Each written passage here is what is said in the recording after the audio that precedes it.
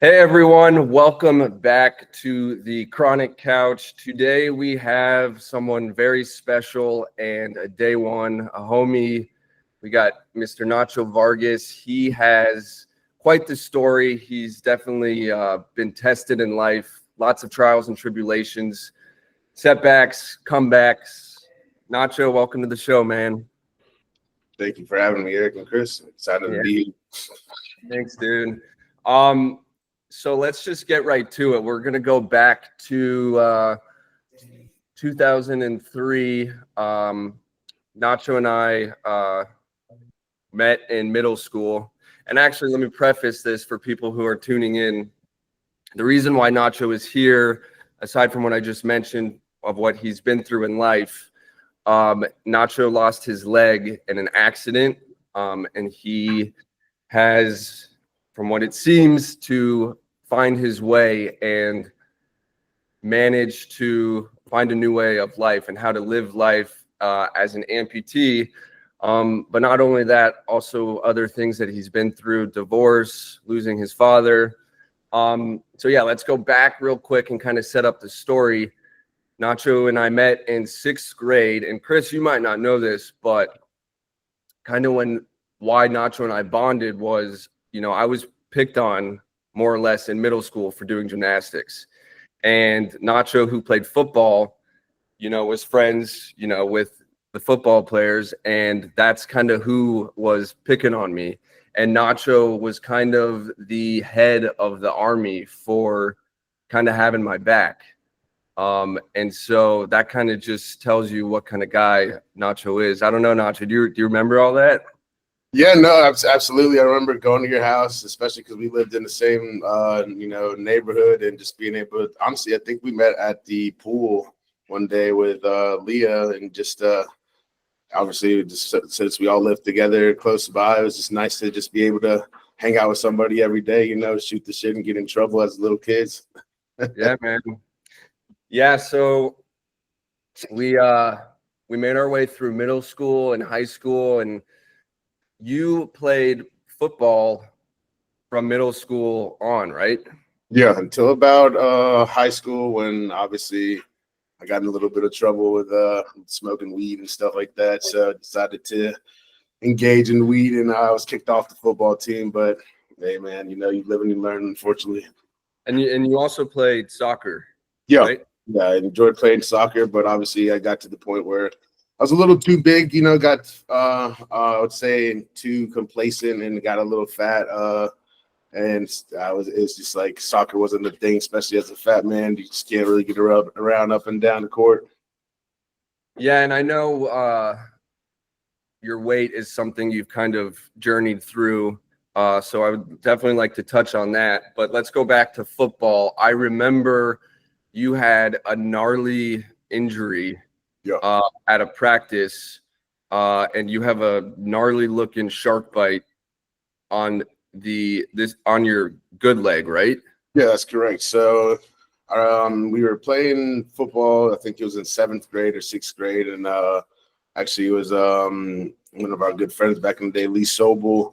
I was going up to pick up get an interception at the current time, and Lee actually hit my ankle. It got to the point where I couldn't flip the ankle back into the right position, and I landed on my ankle like this, and I had a compound fracture to the point where my bones came out of my skin at practice. The only thing I was pissed about was my brand new Mike Vicks getting cut up. Back then, these were the best things ever. And but it's crazy to go back and think about that. As it's nowadays, I just have 2 pins in my only ankle, I would say. So it's nice to see how you're able to transition from an injury like that to moving every day, I would say. And you continued on with football a little while after, right? I mean, that injury definitely held you back a little bit, but you continued on, right? Yeah, absolutely. So I probably was out of football or any physical activity, I'd say 6 to 8 months, learning how to, walk again, like, obviously with the pins and just putting pressure on it because, man, I shattered my tibia and fibula and everything on that injury. So it's just a very painful injury, I would say. Yeah, I bet. All right. So then to continue on our story, yeah, we made it through middle school and then we made it through high school. And Nacho and I, we stayed buddies, but we kind of went in different paths in terms of our social groups, but still always came together. And I don't know, it's safe to say we both got in some shit, but I think you might have maybe dipped into some deeper shit. Yeah. And so now we're out of high school, and I believe it's our freshman year of college, and you suddenly, and correct me if I'm wrong, unexpectedly lost your dad. Can you kind of talk about that? Yeah, so I lost my dad, unfortunately. I don't know if this is too graphic, but you guys can, tell me not. But my dad committed suicide. I was honestly on the way to go meet Connor Lynch at Georgia Tech because he's playing baseball out there. And I was a bad little kid. I would take my mom's credit card, and on the way up there, I would go to the damn smoke shop, grab a detox, and I thought like my mom had seen the transaction on the credit card from a smoke shop. So when she called me, I answered, and she was like freaking out, crying because she had just found my dad in our Lost Force house with a bullet hole down his throat. I didn't really believe the whole situation, so I drove directly home. My mom tried to tackle me essentially, and I mean, this is the first time that I've ever pushed my mom off me because I just, I wanted to see if what I had just heard was real. So I went directly up to the shooting site, and I found my dad, in the bathtub with a bullet hole down his throat. And Chris, kind of for you to see perspective here and paint the picture, and you could probably relate when your childhood buddies loses his dad like that. I mean, that was the first time I mean, really in the area we grew up, like hearing a story like that, it kind of shook us all. And so Nacho, you can kind of be brief with it or go on as long as you want, but what did that do to your mental state, physically, mentally? And then maybe did that play a fact in how you kind of figured out how to bounce back, hit the gym, whatever it is? What was that comeback like, and how do you cope with that still to this day? Yeah, absolutely. So the way that I obviously when it first happened, I was just in distraught. I couldn't believe that my dad would do something like that. But specifically, like looking back at it, you don't know what somebody's actually suffering from, and specifically like what they're going through. Everyone's facing a battle that you really don't know about. So something that I've take my the way I live my life right now is like my dad's life was cut short, so I'm living it through his eyes. That's something that it's always just like helped me out. Just understand that my dad is gone, obviously, but he's always like, I always get signs from him. Like when I was getting married, like there was a rainbow that was just coming down. It was just beautiful, and I was just like, "That's my dad right there." It's like it's little signs like that you don't really think about until you actually like lose someone of significance. Like for instance, like I just remember just questioning myself and like was it me, was it my mom and stuff like that. I'm glad he never left a note, because at the end of the day that'd be like, oh, why did he did it this, because of this thing, I would say. So to me, how I managed to get that, obviously I went to a little bit of counseling, but I actually did it with Aubrey Bean's mom, Miss Anastasia Bean. She's a great person. I went to her after my divorce to get a little bit of counseling and get my head back straight. But I've always been a person that I get a little bit of help and then I just take on my demons and face them to myself. I just feel like that's just the best way to handle it, and it's how I've lived it, man. It's a hard experience. I wouldn't put that pain on anybody, specifically like losing the father figure, the only man in your family, and now having to be raised by two women is kind of hard, I would say, because you don't get to have those, conversations that you once were gonna have with your dad. It's specifically like, will my dad see my children and stuff like that, and it's nice to look back and be like, I would say I appreciate the things that happened in my entire life. I wouldn't change anything of it. It's all shaped and formed the person who I am today. Being raised by my mom throughout that, dude, she gave me the fucking world and more. My mom has been it's been the best thing for me. She's my biggest supporter. It hasn't. The way that Eric described it, I haven't been the best child ever for my mom. So for her putting up with half of the shit that I was doing, going through the amputation, getting arrested, bailing me out. I wasn't the best kid, but at the end of the day, she's been my biggest supporter. She's always been there. She's never really given up on me. There's a point in high school where I got basically kidnapped and got sent away to rehab because I just wouldn't stop smoking weed and getting in trouble. And all I was doing was I found the thrill of just getting in trouble was something that I enjoyed. At one point in high school, my homeroom was ISS, in school suspension, and I just enjoyed being, I guess, the attention you'd get from that was just something that I always liked. And man, it's just I wouldn't change my mom is my biggest supporter, I would say, and it's without her, that's also helped me realize that how hard single mom or single women have it out there. And she never my life has been phenomenal. I've seen the world and more, and that's something that I envy about single moms and the way they push themselves to just be the bigger person, even though they've been through so much. Yeah, your mom's definitely an angel. We had our moms on last week, so I think what the three of us can connect on is just how fortunate and blessed we are to have our moms. And regarding your dad, I'm glad that you have been able to lean on finding signs, and because I too believe in that with people I've lost. Of course, I haven't lost someone as close as my dad.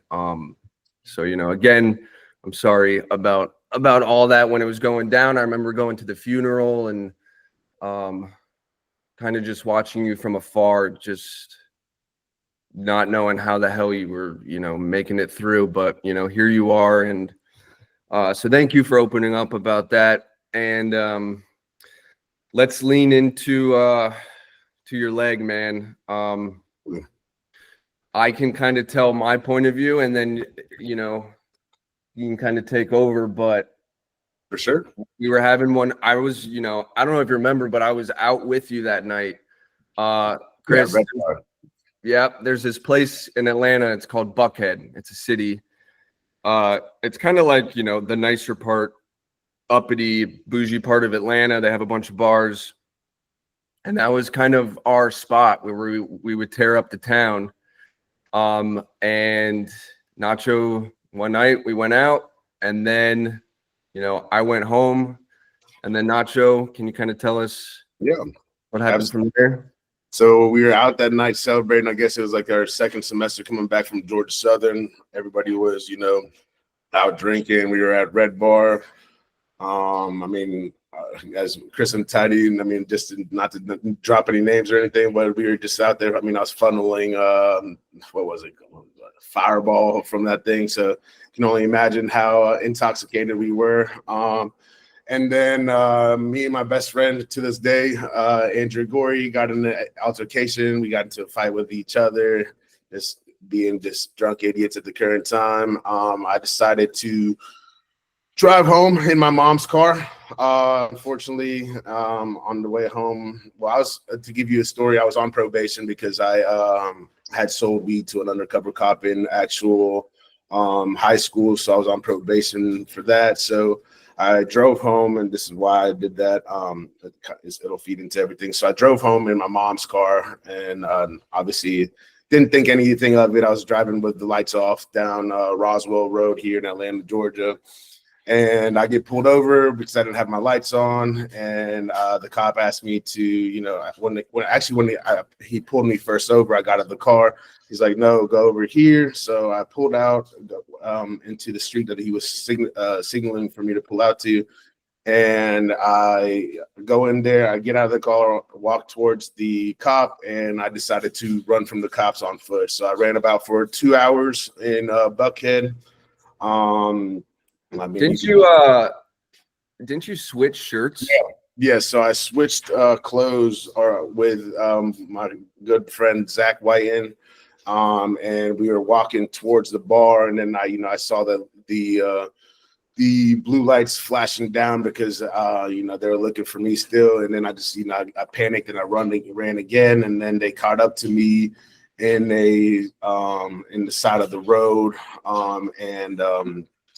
basically I was in the bushes, and they decided to stomp my leg to the point of it being amputated. So I got denied medical care from the thing. I was rushed into I think it was Rice Street in Atlanta, Georgia at first, and then it got to the point where they forced me in the back of a car.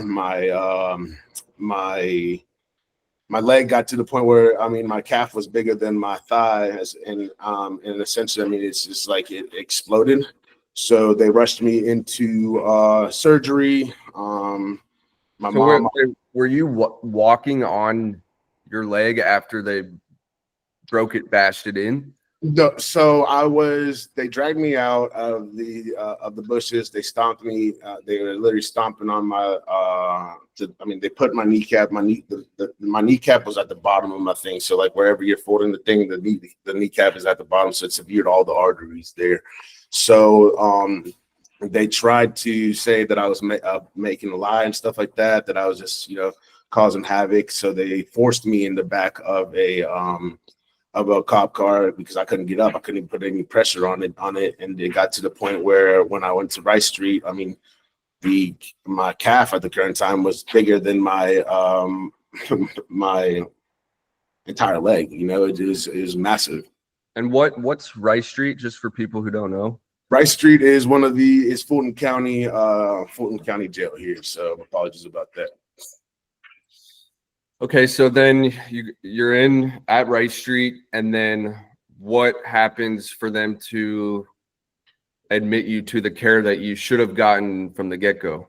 Yeah, so they saw that my leg was just like, my calf was just growing to the size of it was bigger than my entire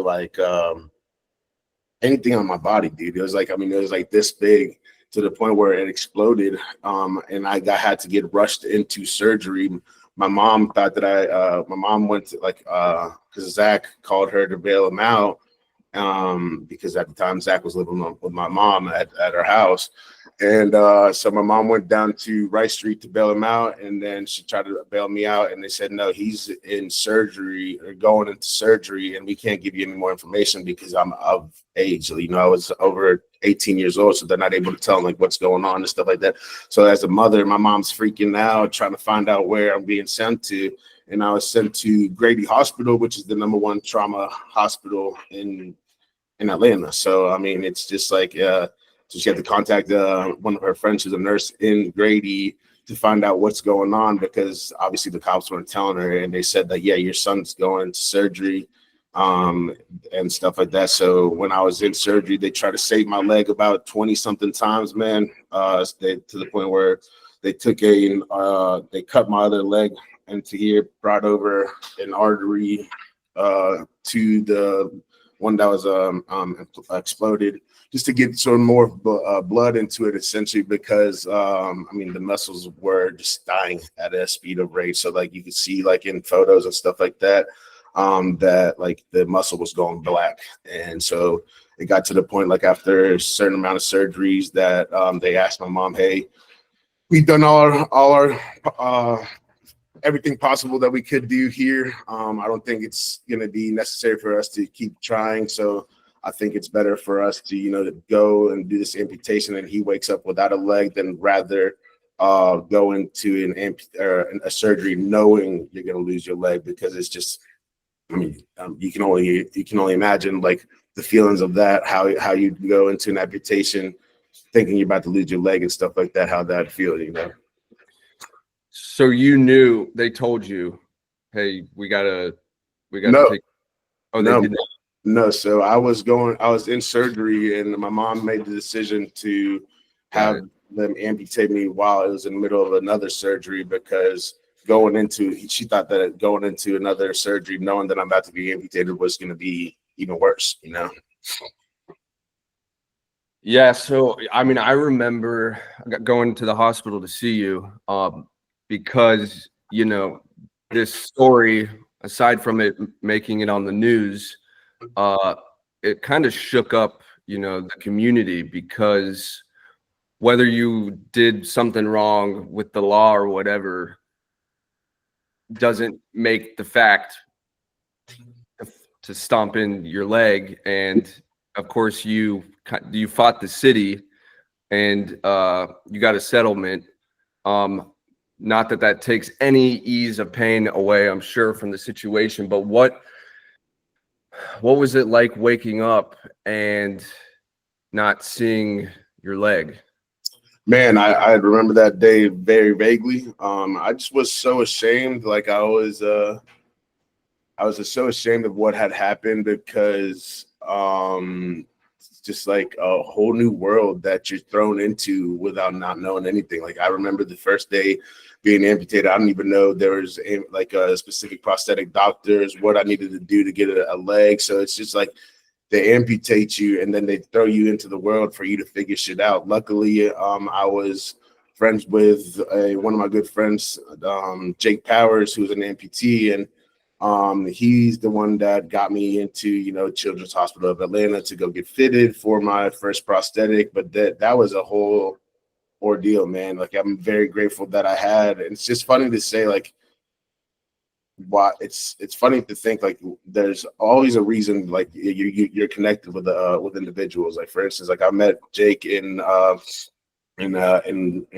of our, rehabs, learning how to get, you know, sober, and now he's running a actual whole program of staying sober down in Florida. So it's just crazy the people that you make connections with, how they can influence your life. And he's the one who got me into working out after losing my leg, because it's just like you're just losing your leg to me was not the hardest pain I've ever endured in my life, but one of them for sure, because it's just like having to learn how to walk again, having that ability to have the confidence of going out and, still like, because I mean, shit, I'm not going to, everyone always fucking stares at my leg, but at the end of the day, it's part of who I am. It's not who I'm not ashamed of anything that I've, done in my life, everything that I'm actually proud of the things that have happened in my life, because it's actually shaped me to the person who I am today.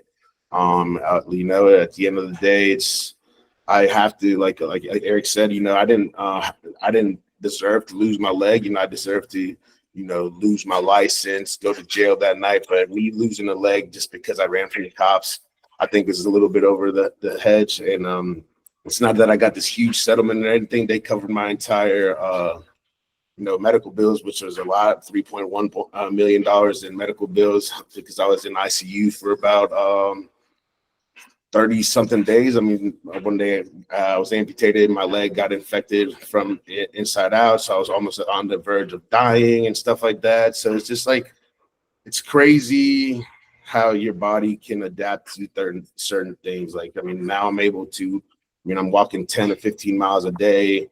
I'm probably the fittest I've ever been in my life, and it's just it's got to the point that it's just a part of who I am, and I'm not ashamed of, showing my leg. It's just it's definitely taken 14 years to get here. Not even, it's been 10 years to get to the point where I am today, but it just shows, like, your body can adapt to anything that it's getting thrown your way. Chris has been going through it with the leg injury, a gnarly leg injury from basketball. So I think I'm sure your story is kind of shedding some light and maybe informing Chris a little bit, and kind of you guys are not going down the same path, right? Because everyone's injury is different. But Chris is definitely navigating his way, figuring things out. How many surgeries are you on, Chris? Well, I mean, first, I mean, like, I think I want to say, Nacho, first, going back, sorry about your dad. I mean, that's traumatic, you know, at that point. And I know I haven't been on the mic for this because I've just been sitting back. I've been enthralled in this story. So it's just been everything that you've been through, and the fact that you are still showing up 10 years later, knowing that every day is a fight, and you just continuously getting better. And I mean, we'll get into some of the stuff that you're doing now, but yeah, I mean, the things that you've been through, bro, I think it is not only a story of resilience, but transition, because you've had to transition into a different identity. And, you know, based on how we started the story, I think that it's something that is, to your point, it shaped who you are today, and you're in the best shape of your life. You're feeling, you know, you're feeling like one of the best versions of yourself. So I commend that truly. And, you know, the leg stuff, as I sit here and listen to you talk about it, I know exactly what you're talking about, right? I think one of the interesting things is being able to really understand and what you're talking about in detail and medically speaking. So these terms that we throw around about, you know, they probably took your saphenous vein, which they took mine too, to serve as a bypass for your popliteal artery, and, you know, the certain angles that you get hit, and necrosis, your tissues dying, compartment syndrome, with your legs swelling up. Like, those are all things I went through too. So to hear from another person is insane. And I think that it's just good to see that it didn't stop you. It slowed you down, but it didn't stop you. Well, you know, so again, like I said, I commend the story, and you know, I'm not in the comparison of injuries department whatsoever. I'm just happy that you've used it as a tool to reroute you to your destination.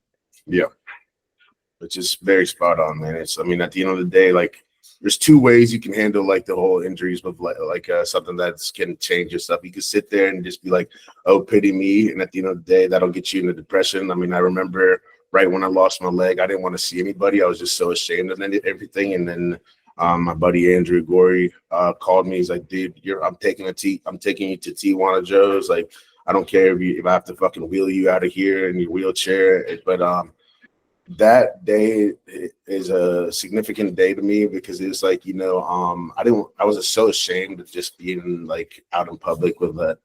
I mean, nothing on, like, just being on a wheelchair and stuff like that. But then that got me out to, you know, go to Braves game. And then my buddy who just recently passed away, Joey Windler, he was pushing me around the Braves game, and we were drinking and stuff like that. So it just showed me, like, your life can change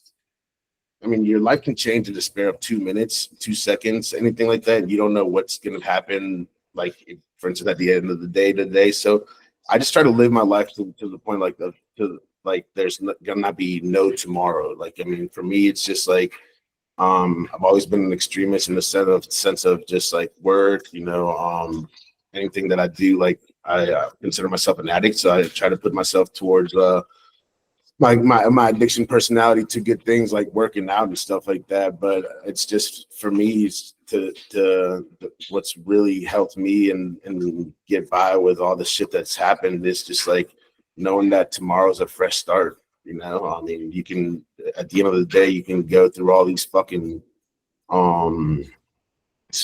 storms, and then at the end, and tomorrow you wake up and it's a brand new day, brand new fresh start. You can do, you know, like, for instance, if you had like a bad day of eating, and don't do the same shit again. It's just like, so that's just a little bit of going back into that. I don't want to go too much and repeat myself. Yeah, you've definitely weathered the storms. Can you kind of take us through your rehabilitation from learning how to walk with prosthetic and then looking swole AF to now how you're looking, you know, ready to whoop some ass?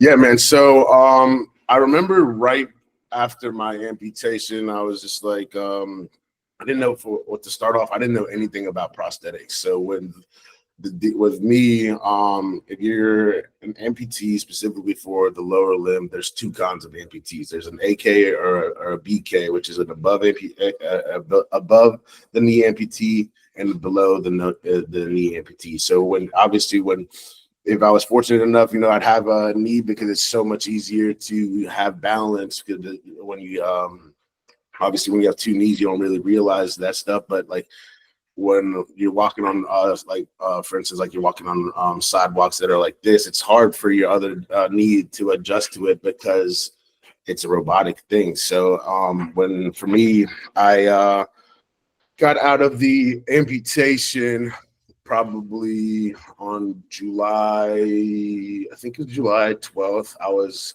released from Grady Hospital to go home, and obviously I still had an open incision because my body wasn't healing correctly, so I had to get like a nurse to come to my house every day. And I remember my mom, thank the Lord, I love my mom, but she would have to like go into my incision and like fill it up with like this gauze, like actually go into my actual like amputation and fill up this hole that wasn't healing with this gauze so just to make sure that things weren't getting infected and stuff in there. So it took about, I would say, like 4 months for the actual incision to fully heal. And then when you're doing that, after that situation, they use compression socks to get the actual limb to the size of a socket. So when you have a socket, basically the way I describe it, it's like a shoe for your limb, your lower limb area. So I started with that. They brought me into like five socks to get the compression of the actual lower limb to the size that it needed to go into a socket. So my first knee, so there's two knees for amputees. There's a mechanical knee, which is basically you're essentially having to, the way they described it for me to walk was like you want to pretend like you're kicking a soccer ball, and then you step on the toes and the knee collapses. So it's not the safest, I would say the safest, how would you say, the safest design for something. Specifically, I would say if you're an older person and you have like a very limb body parts, I think that you would, if you were to fall, you'd break another hip. So to me, but they said that you want to learn how to walk on this. So I learned how to walk on that. I couldn't even walk probably like 100 feet without my hip hurting because it was just like so exhausting. So I would say about probably 6 months later, I was moved into the microprocessor knees, which is essentially, it's like a computer. It's a computerized knee. You have to charge it every 3 to 5 days. Some knees you're able to connect into the actual phone and based off of like what you want to do with it. So I started off with the Autobot Genium there, which is a microprocessor knee. I started working out and stuff like that because I had just gotten fucking fat as fuck again from just not being able to do any exercise or stuff like that, and just being just honestly depressed and stuff like that, and just eating at boredom. So I got into the mechanical knee, and I broke all of the mechanical knees except for I even shattered the current one that I have working now, which is like the Autobot X3. So the one that I currently have is the military grade knee. So you have to be, in the 1% of athletes or in the military to get basically accepted for this knee. So with this knee, it's able to go in the water, it has different modes like golfing, stuff like that. So essentially what it does is the microprocessor reads the motion of the other knee. So essentially when one knee is going forward, the other knee is going backward. It's just doing all the work for you. So you're able to go the distances of walking without actually having to think about it. So it's just been night and day difference. I am on my third one right now because you have to basically you essentially have to get a new leg every 3 to 5 years, depending on how active you are, because the hydraulics on these knees, they go out. So, and it's not like it's a $20,000 knee, man. My fucking knee is up to $200,000 right now. And does insurance help with any of this? Yeah, they covered 20% of it, man. So, but I still have to come out and out of pocket for the rest of the thing. So it's just a hefty charge. But at the end of the day, I haven't felt like I've been held back from anything in my life. Like, I'm hiking. I want to go hiking. I'm hiking Mount Yona and stuff like that. The only thing that I really can't do is I can't run at full speed. But dude, I'm 6'2", 225. I'm not going to be running anything. I'm trying to preserve my only knee right now, so it hasn't really held me back from anything that I've found out. I play pickleball competitively with people who have two legs, and I still beat them. I win tournaments and stuff like that. So it's nice to be able to be back in a spot that it hasn't really stopped me in anything.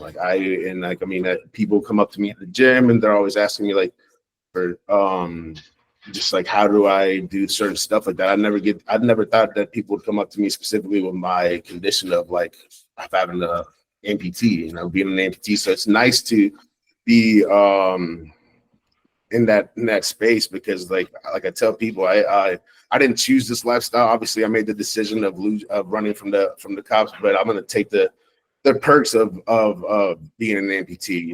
At the end of the day, like if I go flying, I show up an hour before and I skip off TSA because I have the ability just to say that I'm handicapped.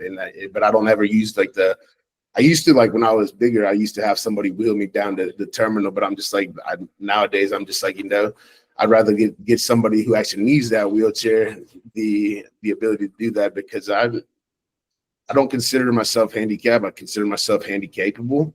So anything that I put myself in my mind to do, I've been able to achieve it. And that's something that I'm very proud of, I would say. I'm looking back at everything that I've gone through, man. Shit, it's been nice to be able to say that, I live by myself. It's not that I have assistance. I never thought that I'd be able to live by myself. Specifically with an amputee and like losing. So it's crazy looking back and thinking like, man, I was so depressed and so hurt when I first lost my leg, but it's honestly shaped me to the person that, I'm able to speak about have this conversation that I'm having with you guys and not like be ashamed of anything that I did. I ran from the cops and made a mistake, but that's not who the person I am today. You've definitely you've endured a tragic death. You yourself have been through a divorce, and you mentioned depression a couple of times. And that's something I've openly talked about with my injury. What is your advice to people listening and watching, of how you've made it through the tunnel to find some light moving forward, and how have you used your injuries, what you've been through, to help others? Yeah, absolutely. Like I said, I wouldn't wish divorce on anybody, man. That's been honestly one of the hardest things to get through mentally, physically, and everything. But the way that I've gotten out of all these like storms is just being active, going out there and finding something that, you enjoy, even if it's like, going outside and walking with your dog, going to play pickleball, just staying like getting out of your head, because at the end of the day, it's just what you tell yourself and what you feed yourself, what you read, what you listen to. It's a huge factor of who you are. So for me, I try to hang out with people that are just like, positive, always wanting more, wanting to do things that are outside, because shit, like my dad always told me, like, if you want to get skinny and you're hanging out with people who are, going to the fucking buffet, you're going to be that sixth person that's going to be fat. So it's just like, you want to hang out with somebody who wants the best out of you, and for me, what's helped me stay positive is honestly like getting addicted to going to the gym. I hate to say that, but like those 2 hours that I go every morning, I go at the ass crack of dawn. It's my therapy. It's the way that I'm able to just lock in and focus on myself and just get out of that. Like, feel like there's nothing else out there like that can get in the way of things, man. The biggest thing for me, I would say that's helped me is just, man, tomorrow is a brand new start. Just try to get 1% better every day, and learn from the mistakes you made. I wasn't the best husband. There's things that I could have worked on, but hey, at the end of the day, people aren't perfect. People aren't. We're brought up in this world, specifically with social media, that everyone has these perfect lives. Man, I wish I had that perfect life, but at the end of the day, I'm human. And we all make mistakes, and it's just about never giving up on yourself. I would say, like, your biggest supporter should be you. There's no one you should be competing against except yourself. This life isn't a fucking race. At the end of the day, I'm happy to be here. I'm happy to wake up alive and be able to, go outside and walk my dog. That's what it's about for me too, is getting outside as much as I can, soaking up the sun, just so people can grasp. And trigger warning for some people, but we can only see you from the chest up. Post amputee, I mentioned that your weight's kind of fluctuated since we were young kids. After you lost your leg, can you give us a number? And again, it's not about numbers, but at what point, how much weight have you lost? I just want people to understand that you've been grinding, not only in the gym, but of course mentally, and it shows, from your smile within, and then of course you're rocking like with two big ass guns now. So what's that been like? Yeah, man. So when I first met my ex-wife, man, I met her like we worked together at N3, and we, you get that comfortable weight, you get complacent with somebody, and I got to the point where I was the biggest I've ever been in my life. I was weighing about 375 pounds. And then my ex-in-laws, they made a bet with my ex-wife and us, that they'd give us like $10 a pound that we lose. So as a competitive person that I am, I was like, shit, I'm gonna fucking make all this money that I can. So I lost a total of about 120 pounds down to 240 for my wedding, and then obviously I got divorced and stuff like that, and I just continued to incorporate being healthy into your life, because at the end of the day, it's just like the way that I visualize my body is it's like the only thing that you are living in for 70 years. So like whatever you put in is what you get out. So I've been just really regiment about like the exercise that I do, getting my stuff, getting my eats. Don't get me wrong. I still go and enjoy my cookies. That's my biggest vice, is I am addicted to sugar as well. So, but right now I'm currently sitting at 235, trying to get down to 220, and it's been here for about 4 or 5 years, man, and enjoying it, enjoying being healthy. If people look at, being on a diet as a chore, I just like to eat to fuel my body. Like, I eat the same meals a lot of the time, but it's just, they're good. I don't look at it like it's a chore, like I used to be like, damn, I have to go to the fucking gym today. No, it's like, man, I just got out of the gym. It's nice to just get your sweat in, and I just try to incorporate 45 minutes every day of just doing something active, whether it's going to walk, something that I did for like it specifically when I went through the divorce, man. I listened to Jay Shetty. I don't know if you guys who are out there don't, but man, that man helped me out so much, just with mentally, physically, anything that you're going through. He's a great person. I actually saw him live here in Atlanta about 3 weeks ago, and it's just an outer body experience, man. Well, we appreciate you opening up about that. Can you tell us, I know you you coached amputees. Can you kind of tell us what the community is like, the amputee community, and what coaching did for you, and if it helped you with your situation? Yeah, so I've always been something about giving back to people. So something that I wanted to do is I became one of the coaches out of Cherokee County for the Special Olympics. So basically anyone that was missing a limb all the way to autism. So what that did for me was just bring a smile to myself. I mean, you go to these practices, like I'm not getting paid or anything to do this kind of stuff. So but at the end of the day, seeing those kids smile when they hit that ball, it's just something that actually brightens your day in a sense, man. Those kids are like, and they're not just kids. I mean, there's people that were 42 years old on the team because they have Down syndrome, and they're just so happy just to see you every week.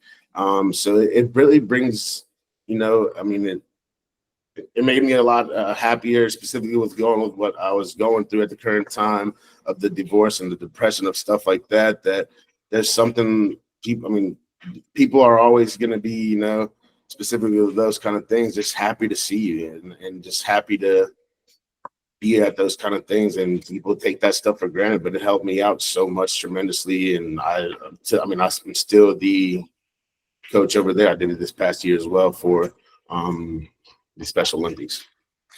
Yeah, community. I mean, first of all, flowers to you for doing that. And community is so key and instrumental. I mean, I've figured it out, the importance of it just through the Chronic Couch, and people I connect with, on social media, just trying to help people. And it's been very not only awarding but fulfilling. Chris, I know you're soaking this all up. What are you grasping onto? What's going through your head? Well, no, I mean, I just think it's, again, the story before. I've been kind of just mentally taking this episode in as chapters, right? I think of before injury, post injury, and then the phase that you're in now with finding ways to give back and things that kind of light you up. And I kind of want to hit the rewind button a little bit, just because I think this will be maybe an FAQ for our listeners out there. But going back to this microprocessor knee that you have, Nacho, yeah. You made a statement about how you've not only gone through a few of them, but I kind of want to dig into the science of it a little bit, because you made a statement that said that it reads your other knee. So, I mean, I look at it as like, I know for sure when people hear this episode, they're going to want to know about that.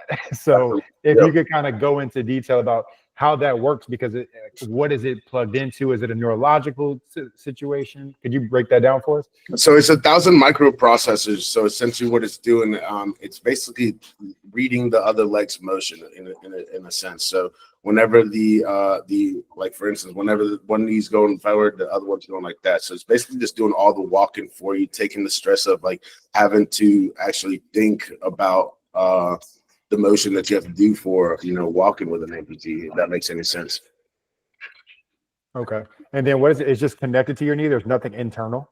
No. So it's just like, I described it the way I put my leg on. It's like a shoe, man. You basically put a sock onto it and it creates suction, and then that's it. So it's really just like it's thinking off from the microprocessors from the movement of the other leg. The other leg.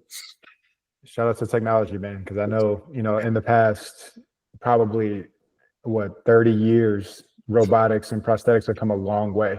Oh yeah. And especially it's only going to get better with AI and everything. So especially with you having to get these 3 to 5 years being as active as you are, I think some of these newer versions are going to be insane, because that even sounds crazy to me in terms of what it's able to do now. But that's wild. And I think the next thing I kind of want to tap on, because as we expand our audience and expand the community, the importance of being able to ask for help. Because, again, like you said, when your first day, your homie hit you up and was like, no, I'm dragging your ass out and we're going to the bar. So I call them pushers, not because those are the people that love you enough and respect you enough to give you that push off the edge to say, oh no, we getting out this place today, because they realize how fragile your mind is at the point. But as men, one of the things I think we deal with, unfortunately, is this concept of toxic masculinity. And I don't need help, or I don't know all these things. So, for me, that came in the sense of being in the hospital and having to have nurses wipe my ass because I couldn't turn, I couldn't do it, all these different things. So for you, how did you come about putting your ego aside and saying, this is really important for me because I need my people right now? Yeah, well, something that I've always been a big fan about is it's okay not to be okay, man. Asking for help is, like you said, specifically for a male, is something that is not really too common. Something that helped me out with that was, going to therapy, going to counseling, getting somebody to speak about, because at the end of the day, you don't know what these professionals know. I mean, like for what Miss Bean always helped me out with is, or not even Miss Bean, she's Miss Anastasia helped me out with is journaling. Journaling helped me out, how to get just writing 3 things that you're grateful for every morning, setting your goals that you want to accomplish that day. That's a huge thing for me on my day-to-day routines. I mean, reading a little bit of daily affirmations. But to me, asking for help has been the biggest thing, because I've been, when I was growing up, specifically like going through like the whole, weed thing. And like, I always thought, that asking for help was a sign of weakness. But to me, it's just something that you don't know everything in this world. You don't, and somebody else can help you out, but get you to the right position where you want to be just by asking for help, if that makes any sense. No, of course. And I think you answered the next question I had for you about your day-to-day stuff. Because again, I think people look at situations like this, and not only will they look at your story and the overall arc of what you've been able to accomplish, but again, I think people who have these chronic injuries and illnesses, they have to uniquely identify ways that they can show up every single day in small steps. To your point, journaling, reaching out and getting counseling, whatever it is, I think that's in the bucket of what people need to find to identify themselves. So for you, you have this addictive personality, and now you've transferred it to working out. So that is a uniquely used situation and solution that is going to help you become better. So, I mean, for people out there who are looking for that identifier, like, how did you go about finding the things that make your recovery uniquely you? Man, so I'm a very routine oriented person, and specifically, like, I get up every morning at 4 a.m. The first thing I do is I journal. I have my electrolytes, I have my vitamins.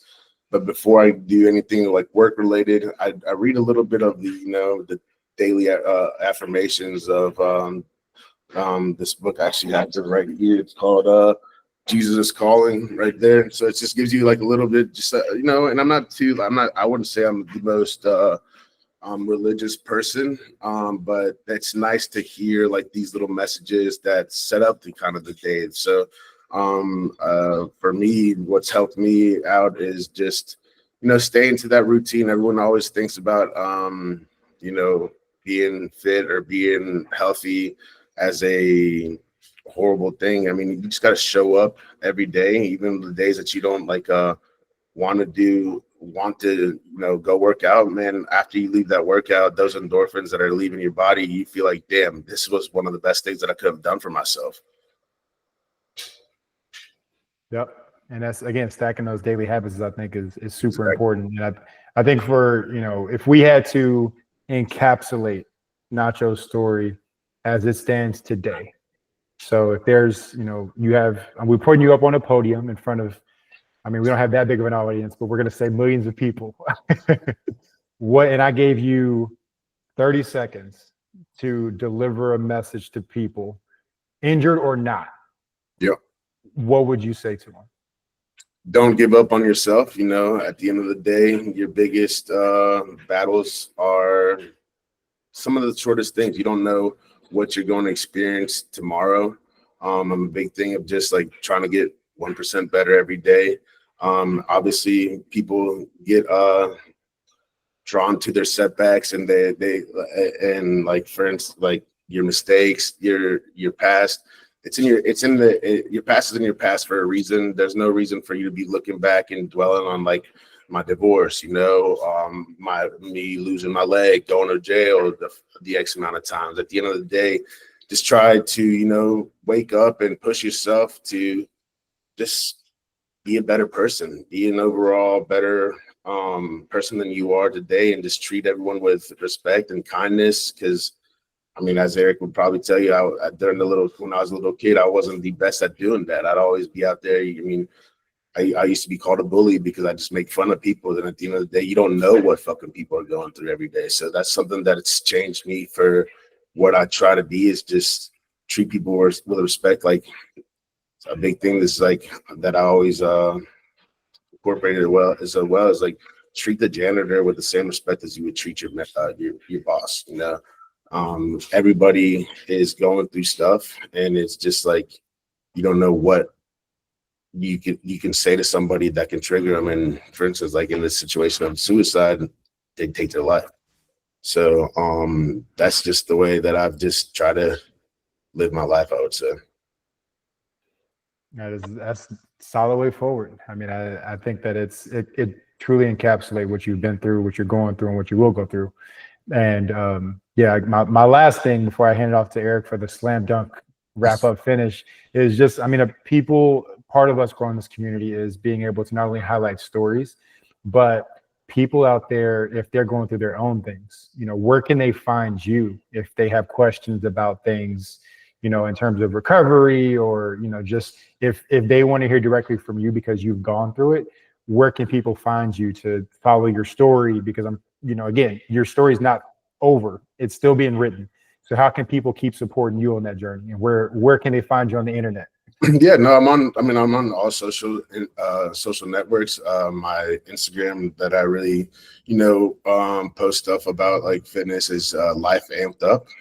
So I'm on there, and any questions that you want to ask, I'm happy to answer anything that is relevant. And I mean, you can always reach out to Eric. He's got my direct contact, and he can put you in communication. I'm always willing to help. I go to Emory sometimes to show people who have been amputated recently that there's more to life than they're currently expecting. Because I remember my first day when I was first amputated, man, I never thought that I'd be able to go back to the gym, get a girlfriend, do stuff like that. And it's stuff like that shows you that there's more to life than your current situation.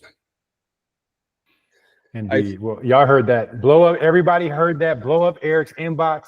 Don't blow mine up. Hit up Eric with all your DM questions. Overload that man's DMs, please. Slide on in. Well, Nacho, I appreciate you really opening up and sharing your story. Not only I know it will inspire so many people, and it has, but it's also inspired me, especially now that I've been through some shit.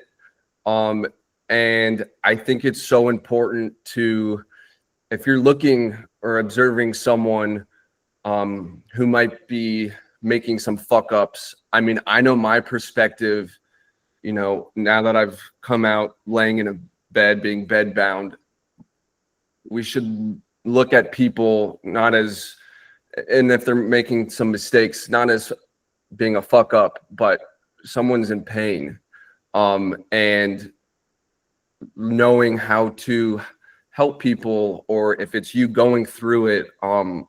I think you hit it dead on with the waking up and being routine oriented and daily affirmations. I've talked about how I write something on my mirror every day. I think that is so important. And while going through injury or mental pain, the gains come with the simple things in life: outside, sunsets, the beach, staying hydrated, hitting the gym, whatever it is. So again, thank you for coming on and being just, a great story to listen and to share with others. And I definitely think I know you're globetrotting right now. We should definitely manifest you once Chris is kind of up and back at it. Let's manifest you coming on the Chronic Couch in person. I think that'll really be big. Absolutely, my man. Thanks again for having me. Any questions that you want, or if you want to have a follow-up episode, bro, I'm happy to help, man. I'm glad you reached out to me, and honestly, that day you reached out to me, man, it like brightened up my day, and just to see that because you really just don't know who you're helping out there with the shit that you've been through, man. So I appreciate you, reaching out to me, having me here, introducing me to Chris, and no, I'd love to come out to California and be on the live thing with you guys. I appreciate it. All right, guys. Well, Chris, if you got anything else? No, just another thank you to Nacho for being here and sharing your story. I think it's an ultimate testament to what we want to accomplish with this, being able to give people a spotlight to share their stories, to inspire others, which you're living on a day-to-day basis now. And again, to that deeper theme of men being able to be vulnerable to help other men or women, regardless of who's going through things. But so many things around just, toxic ideologies and all that stuff, I think is really important. So to hear that you're breaking that down and or able to be vulnerable with us today is super important. And I think people are really going to enjoy this episode. And I can't echo enough. Thank you for the time. I know you just got back from a trip, so, jet lag and whatnot, but thank you again. And just one last reminder for everybody to blow up Eric's inbox for questions. Okay. But yeah, we'll catch y'all in the next episode. Thank you for listening. Please share with anybody out there that may need this or wants to connect with Nacho beyond the episode. And we will see y'all in the next one. See y'all. All right. Peace.